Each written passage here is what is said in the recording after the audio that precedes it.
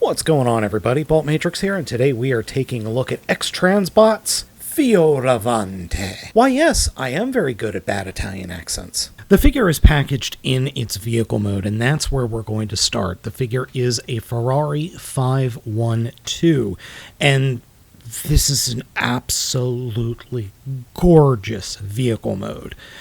X-Transbots has managed to nail that Ferrari structure and the Ferrari look in a way that I honestly did not think they would be able to pull off, but it's perfect.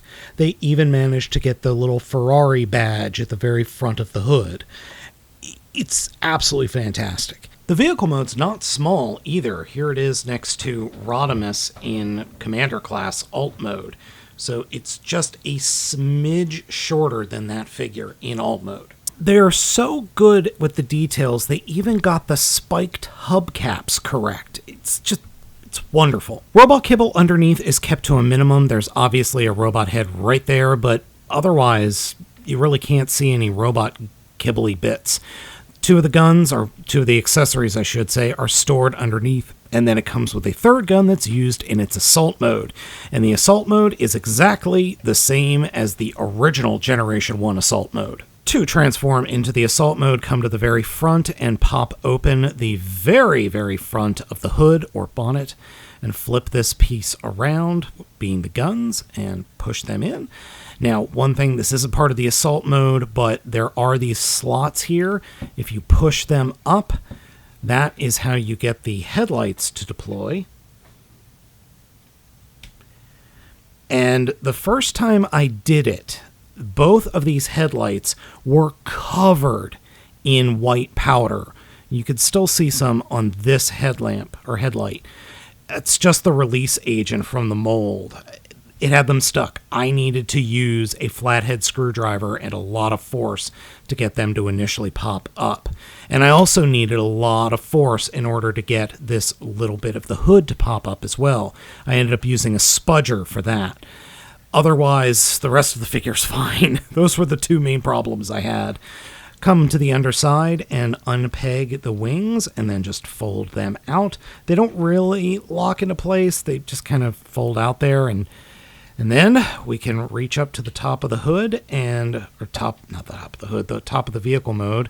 But first we have to kind of open the doors, and this is a lot harder than you might think it is. I end up pulling on the door mirror a little bit to pull it up, and then lift up the roof and flip the air intakes around like that.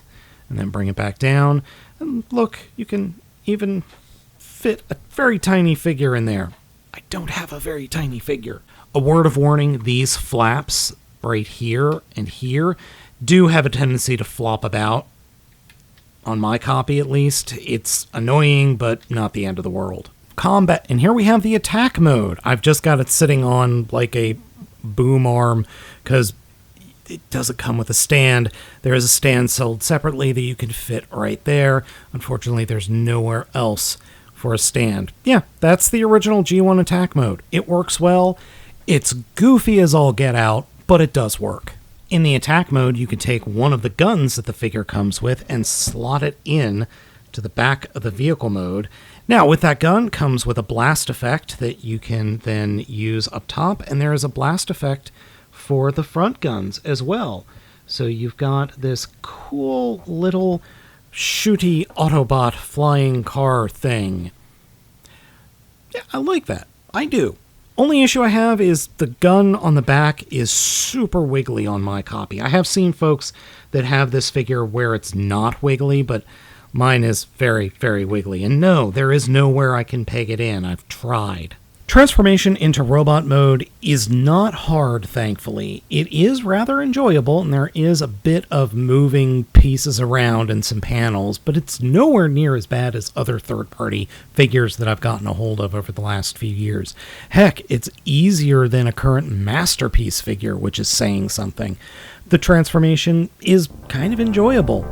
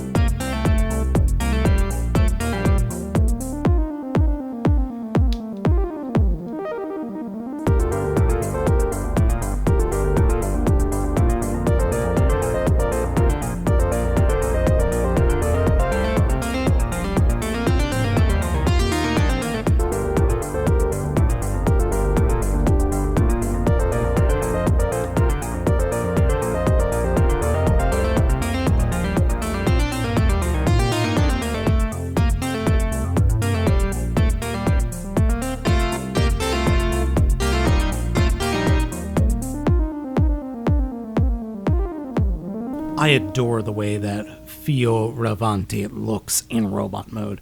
This is definitely a third-party override. It's really good.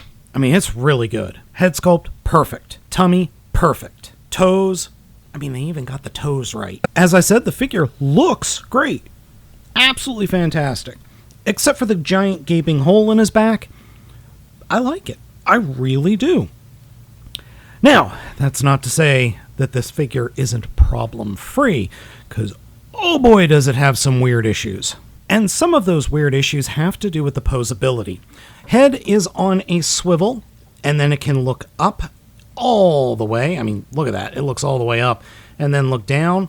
There is no lock for locking the head in place, which stinks, but oh well.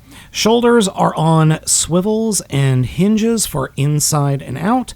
Arms are double jointed, and then there is a bicep swivel. Fists are on kind of a hinge and swivel system.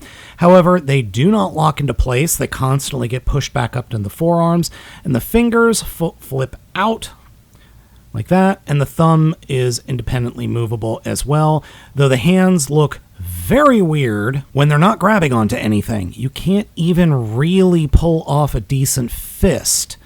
I mean, that just looks plain odd. Torso swivel is present, though it doesn't feel great, and you constantly rub up against the top of the roof when trying to move it.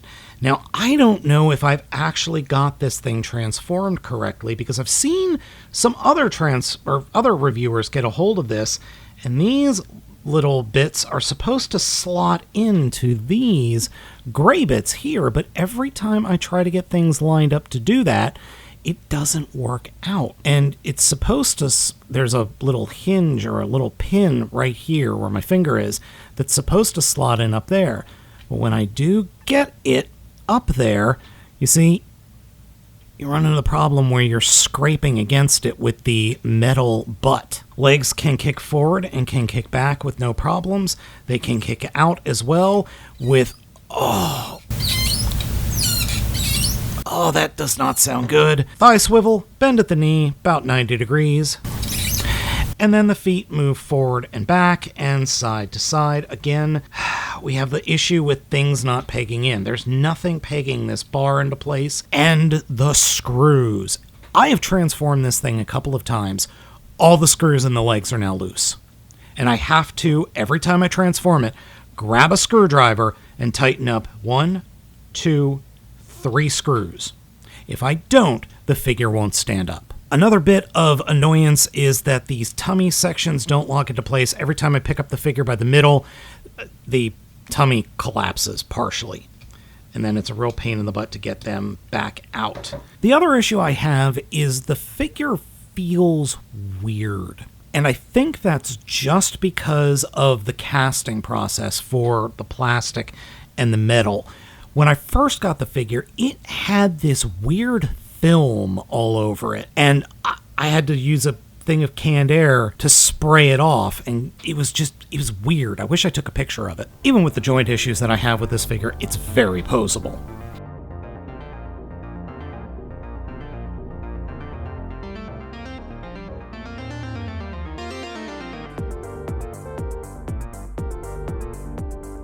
The weapons that our Italian friend comes with, that are stored under the bonnet, or should say hood in vehicle mode, are these blasters. We got the double blaster and then a single blaster. Shooty poses. Bang, bang, bang, bang, bang, bang. Pew, pew, pew, pew, pew. The figure's hands are really annoying with these accessories. Yes, the guns do go in, but they require so much force to get them pegged into place.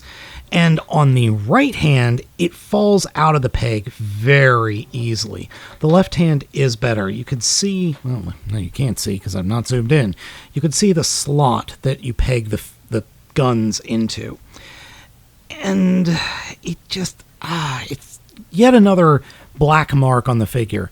It's not that it doesn't work, it's just a pain. Now, this figure being a masterpiece-sized figure, it's only fair that we compare this guy to some other masterpiece-sized figures. But comparing it to some more recently released figures, it more scales with a leader class figure, or even some big Voyagers. I do like this figure, honestly, I do, but it's making it really difficult. And I mean, the figure is making my enjoyment of it difficult.